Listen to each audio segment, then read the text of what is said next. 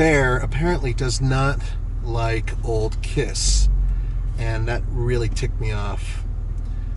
He thinks that Cold Gin, which is one of my favorite songs, isn't a very good song. God. So you know what, Jeff? I got a little something for you.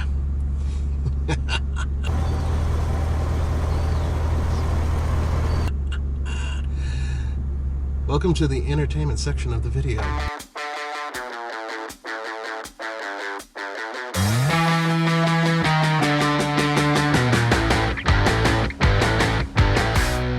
And today we're going to compare the most off-road worthy and the most street-going Land Rover you can buy. The new Discovery has one of the most advanced trunks I've ever seen. I mean, there's so much going on. Let's take a look. Of course, power liftgate. Pretty standard.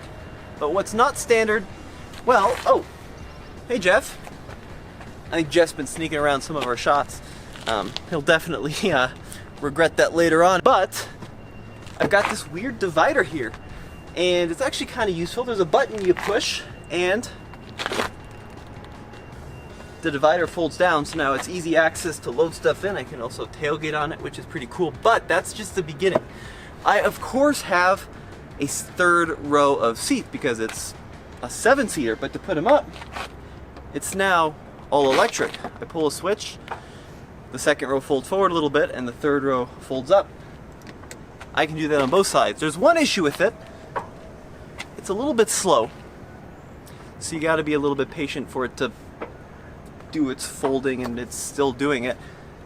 But once it's folded up, it's fairly usable, and it has a really advanced feature: heated third row rear seats. So if you're cold in a Discovery, you're not going to be in any of the positions. But it gets more advanced than that, because with the push of one button here, all the seats fold down.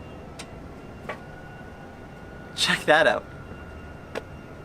So they all go down, but I'm not done yet, because of course the Discovery is a tall vehicle, and in normal height this is a pretty high lift over, but if I push one button here, the whole air suspension actually lowers down several inches, and now I can load stuff in, and when I close it up it'll go back up, or I could even put it up manually. So if you like your gizmos and you like them in the trunk, the Discovery is a car for you. Despite being a slightly more expensive vehicle than the Land Rover, the Range Rover is a smaller vehicle. It also doesn't have a third row. It does have some pretty good cargo space, and apparently a loitering bear. Ever since he and I have had an argument about the rock group Kiss, I'm not really into having him hang around, to be honest with you. So this area doesn't have a lot going on for it, except for that big donut. Yeah, that's about it. That's all you could put in there, right? Now, you can raise and lower the suspension. This helps with egress, ingress, and more importantly, if you have British Royals hanging out watching a polo game, it'll be easier for them to get in and out when you lower it, and down it goes. Nathan brings up a good point with his Range Rover and the spare tire. Now, I also have a donut, but it's actually mounted underneath because I have a third row where it would typically go. And speaking of wheels and tires, they're a little bit more off-road worthy than Nathan's all-out, basically, slicks. They're 21 inches in diameter, the wheels, but they're still not off-road tires, so I'm a little bummed about that. Both vehicles are now in their axis height, or their lowest suspension setting. Let's see what the difference is, starting with the Discovery. So I got my tape measure. We're sitting about 9 inches on the Discovery. How about the same place on the Range Rover?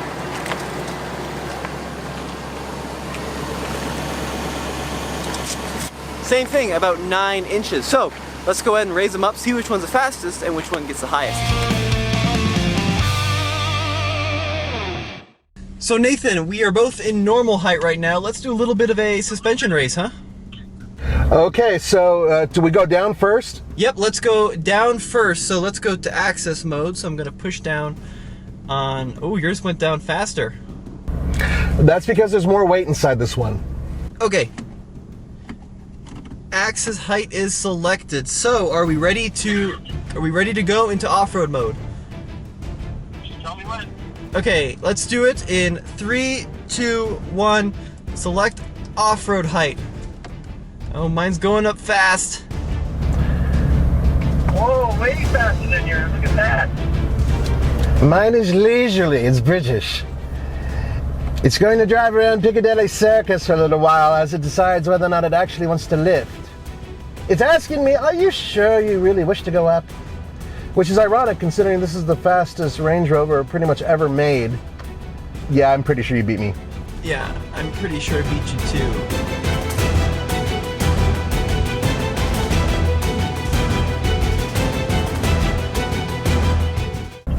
Let's go do some measuring. Let's see who won. All right. We've got both vehicles in their highest height right now. Let's see what the difference is in terms of inches to the bottom of the door. I'm going to measure in the same place. So the Discovery first.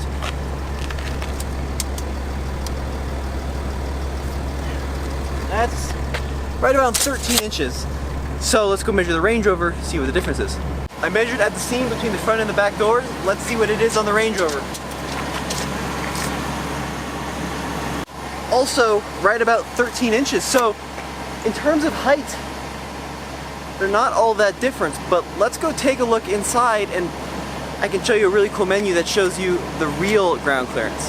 We measured both cars to the bottom of the door, but Land Rover measures it, of course, to the underside of the vehicle. So what does Land Rover say the height of the vehicles are? Well, this is where something really cool comes in. If I go into the infotainment here and select vehicle dimensions, I can actually see the length, the height, the width, and the ground clearance in both normal and off-road heights. So in the Discovery, I have a normal height of 8 inches and an off-road height of 11. I can even see the approach, departure, and breakover, which in off-road height are 29.5, 25.5, and 28 degrees.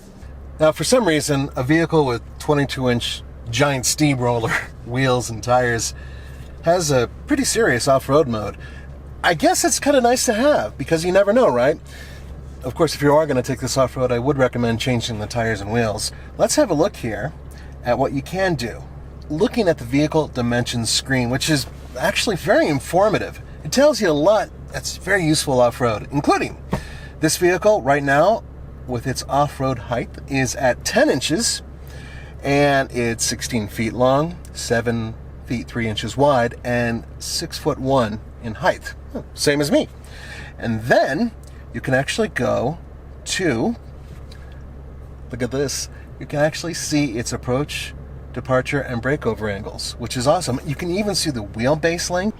The Discovery used to be a squared off, tough looking, off-road worthy vehicle, and while that off-road worthiness may still be here, it's no longer so squared off. In the front you still have the classic Land Rover badge on the grille, but it's all kind of been smoothed out. Yes, you've got Discovery on the side, and a throwback to the old school Alpine window back here, which was a nice little touch, but the Alpine window is gone, replaced by black plastic, although you do still have the kick-up for, stadium seating.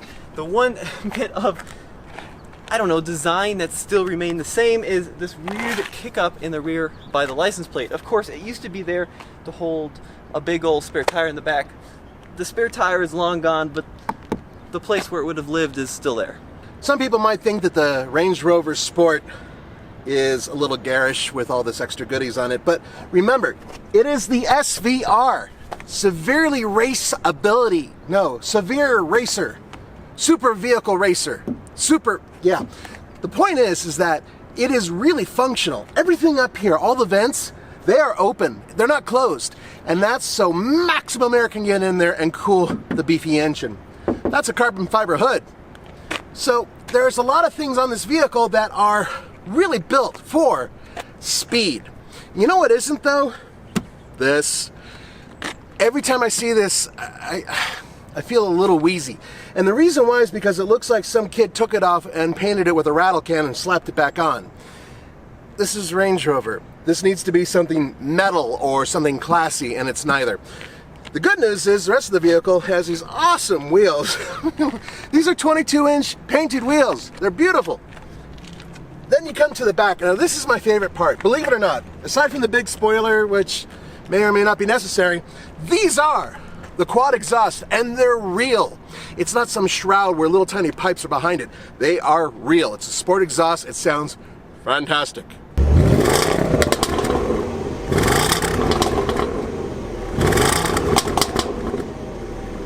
The This Land Rover, in terms of off-road ability, has a lot of off-road tech going on. Not only do we have the air suspension we talked about, but it has a low range, which is really important when you're going off-road, but it also has different modes in terms of off-road ability. So the normal mode is called Comfort. Then of course you've got grass, gravel, snow, mud and ruts, sand, and rock crawl. And in these vehicles, they always adjust the parameters of the traction control and of course the four-wheel drive system to give you the most traction possible. I also have a assistant here that helps me with low traction launches, and if I click yes, it will tell me how to launch, and it will help me launch, for example, in sand, which is all very advanced stuff. Plus, if I take a look at this Maroni, I actually have one additional thing. I have a package called the Capability Plus package, which gives me all-terrain progress control, kind of like an off-road cruise control, and an active rear locking differential, which will lock and unlock as it sees fit depending on the situations. And this is all controlled in the 4x4i menu. So I've got my drive assist functions, which gives me cameras for when I'm off-road, of course steering angles, then of course I have my, let me go back to the menu here, low traction launch, and all my off-road information. Unlike the Land Rover, this vehicle gives you a dynamic setup, and look what it gives you. You're able to check out the engine, gear shift, steering dynamic, suspension dynamic, and you can filter through these and actually figure out things like lap times, G-forces, various graphs, including throttle and brake, and all of this makes a track day far more entertaining. When you think of off-roading and Land Rovers, you're probably thinking of the Defender, but you can't actually buy a Defender right now, not until the new one comes along. So this is the most off-road worthy Land Rover you can buy, the Discovery. Now in its 5th generation, and this is probably the most off-road worthy trim as well, because it's got the turbo diesel under the hood. It's actually a V6, 3 liters, 254 horsepower, 443 pound-feet of torque. And the reason it's great off-road is because it's got that low-end grunt, and it gets 23 mpg combined, which is pretty good for a massive SUV.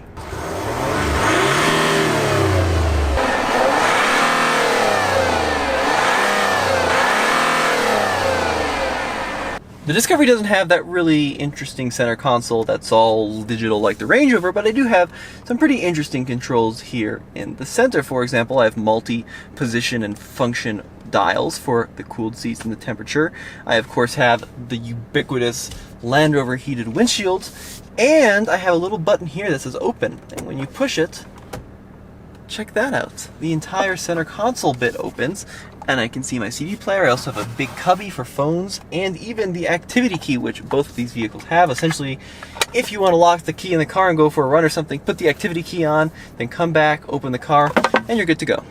It's taken a while to figure out the heating air conditioning system, the HVAC system, and that's because, well, there's only really 3 buttons here that you can use, and 2 of them are really what you are going to be using, because they control everything from the temperature to whether or not you're actually powering the seat for the heater or the cooler, and also fan speed. There are actually a lot of similarities between this Discovery and that $130,000 Range Rover. One of which is the steering wheel, which is pretty much the same. It's a great steering wheel. I love these buttons across the middle here, how they kind of are perfectly blended into the design. It's just one of the best steering wheels in the business. Then of course you have the dual glove box. Now on the Range Rover, to open the glove box, there's one electric button for the top and one electric button for the bottom. This one has an electric button for the top, but no electric button for the bottom. There's other little things. For example, the shifters are pretty much the same. All the terrain response is pretty much the same. And of course you have a digital cluster in both, which is very configurable and super easy to read. Important numbers with the SVR, which is the fastest Land Rover, Range Rover ever.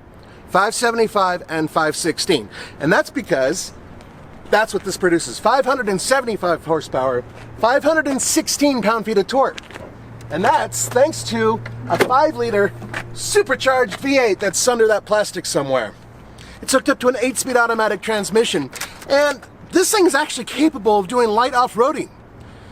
Here's what it's not capable of: getting good gas mileage. 16 miles per gallon combined. You know what's really cool about a vehicle that, according to Range Rover, goes 0 to 60 in 4.3 seconds is the fact that you can hear it. And one of the things you can do is actually augment the way it sounds, and that is thanks to this button right here. And this allows you to go from regular exhaust noise, which isn't too bad, to opening up some flaps on the inside and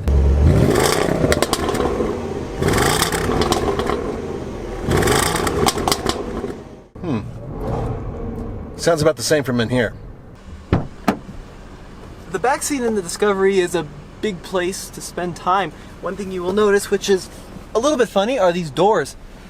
Got this big cutout which you kind of have to work your way around, but other than that, getting in is easy. Now I mentioned how the old ones have stadium seating. This new one really doesn't. So the old ones used to sit really high in the second row, and this new one I'm pretty low, which is kind of a shame, but it's full of goodies. For example, this little alert here that lets me know if there's a car coming so I don't open my door into the car. That's nice. I of course have heated rear seats, but I also have air-conditioned rear seats.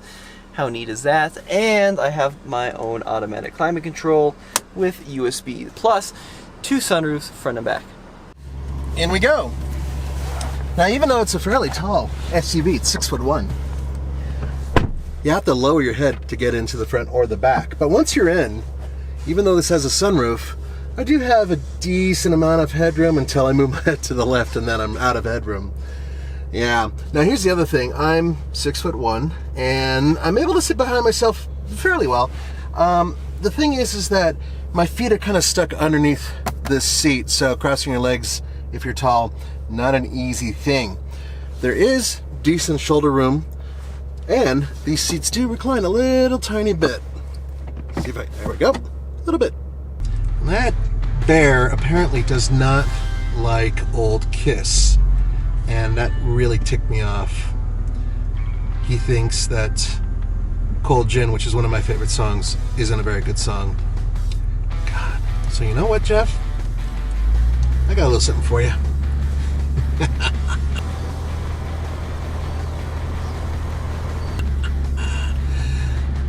Welcome to the entertainment section of the video.